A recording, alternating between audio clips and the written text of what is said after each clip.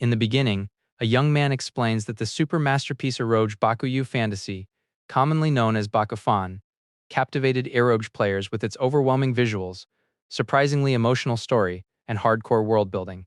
He then realizes that for some reason he is reincarnated into that very world. The scene then shifts to the past, where he is seen walking down a snowy road, complaining about how people had told him he would get a girlfriend once he entered college.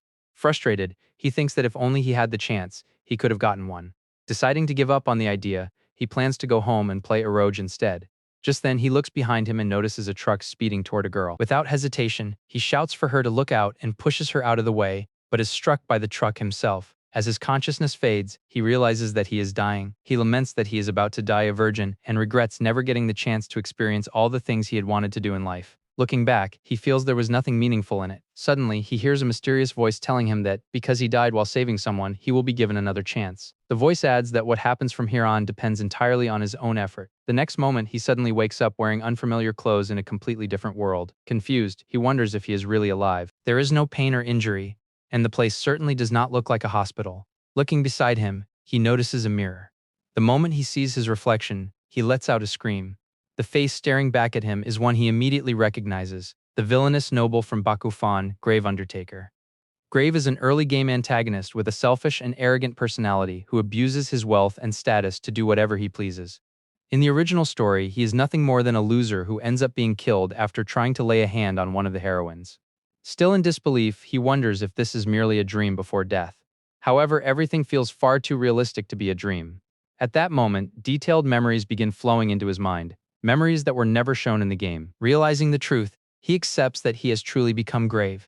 Just then, a voice calls from outside, asking if Grave-sama is awake.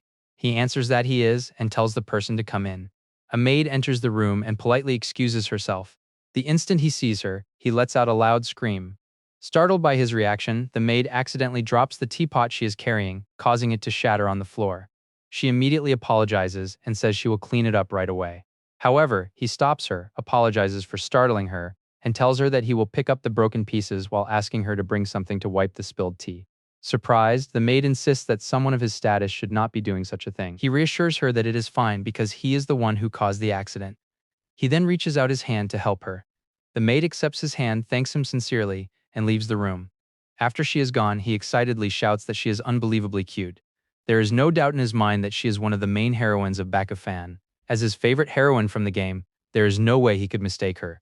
Seeing the real person in front of him has an entirely different impact, making her beauty almost impossible to believe. Grave realizes that this truly is the world of Bakufan. According to the memories he inherited, it is about 5 years before the game's story begins. In the original game, Grave used his wealth and status to do whatever he wanted, even building a harem through his power. Realizing this, he excitedly thinks that this might finally be his chance to graduate from being a virgin. Laughing to himself, he thanks God for giving him this opportunity. Although he has no idea why he was reincarnated as Grave, he knows that it is real. Since he has gone through the trouble of being reincarnated as a noble, he has no intention of letting his position go to waste. On top of that, he possesses knowledge of the world's future. The massive harem he always dreamed of creating may finally become possible. Just then, the maid returns. Determined, he thinks that now that he has made up his mind, he should start winning Narvi over immediately. However, he quickly remembers that the original Grave was killed after trying to force himself on Narvi. Realizing he cannot recklessly approach her, he wonders if he has no choice but to give up on pursuing her. Then another thought crosses his mind. Recalling Article 3 of the 30 Articles of a Popular Man, he remembers that a man should never stare at a girl. Even so, he cannot help but wonder what kind of gravitational pull she has, as his eyes keep getting drawn toward her whenever he lets his guard down. Narvi then comments that Grave-sama's atmosphere seems to have changed a little. Surprised, he responds before explaining that he has recently realized how foolish his previous attitude and behavior were. He says he has come to understand that he should be grateful to everyone who has always supported him. Meanwhile, he nervously thinks that, having only just become Grave, he can only say vague things. To his surprise, Narvi looks at him with genuine admiration. Seeing her reaction, he realizes that the previous Grave constantly harassed others and behaved like a selfish piece of trash. Compared to that, even a small change in attitude leaves a huge impression on her, making her overlook the finer details. Encouraged by this realization, he decides to keep going. He tells Narvi that he will prove he can change, and asks if she will continue watching over him from now on. Narvi happily replies that she has always looked forward to the day when Grave-sama would realize the meaning of his past kindness. She promises that she, Narvi, will support him with all her strength.